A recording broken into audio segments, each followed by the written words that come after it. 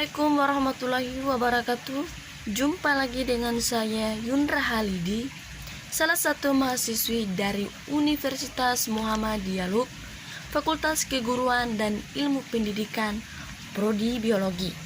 Nah, pada kesempatan kali ini, saya akan membahas tentang jaringan penyokong pada hewan.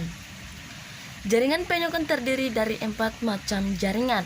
Yang pertama adalah jaringan ikat, yang terdiri dari jaringan ikat padat dan jaringan ikat longgar. Yang kedua adalah jaringan adiposa, yaitu jaringan lemak yang terdapat di bawah kulit atau subkutanea.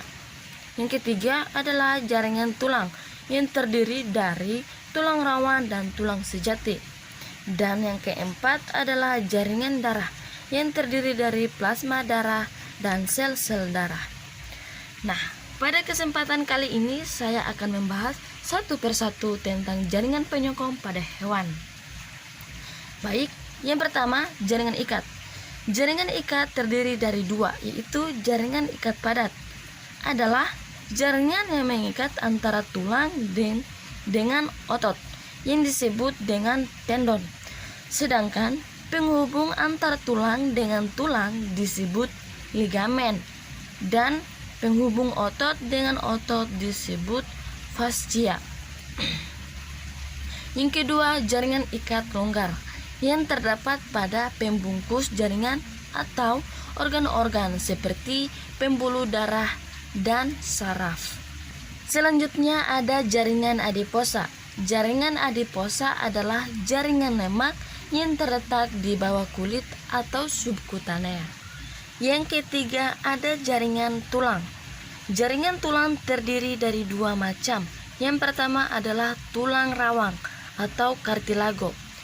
Kartilago terdiri dari 3 macam, yaitu kartilago hialin. Contohnya adalah cakra epifisis dan epiglotis atau TK.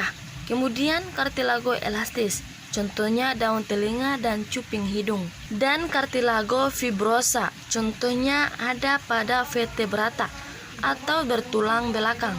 Baik, tadi kan saya sudah bahas tentang tulang rawang. Sekarang saya akan membahas tentang tulang sejati atau osteon. Nah, sel tulang sejati kita sebut sebagai osteosit yang terdapat pada lakuna.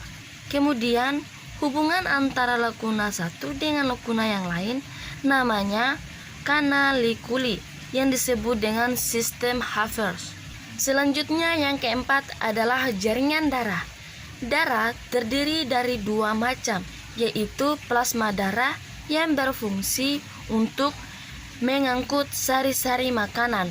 Nah, yang kedua itu ada sel-sel darah. Sel-sel darah itu terdiri dari 3 macam. Yang pertama ada sel darah merah atau eritrosit. Pada eritrosit terdapat hemoglobin untuk mengikat oksigen. Kemudian yang kedua adalah leukosit, sel darah atau sel darah putih yang berfungsi sebagai inti bodi tubuh. Dan yang ketiga ada keping darah atau trombosit yang berfungsi untuk pembekuan darah. Nah, demikian tadi pemaparan materi saya tentang jaringan penyokong pada hewan. Oke, sampai di sini saja pertemuan kita. Untuk teman-teman, jangan lupa like dan share ya. Sampai jumpa. Wassalamualaikum warahmatullahi wabarakatuh.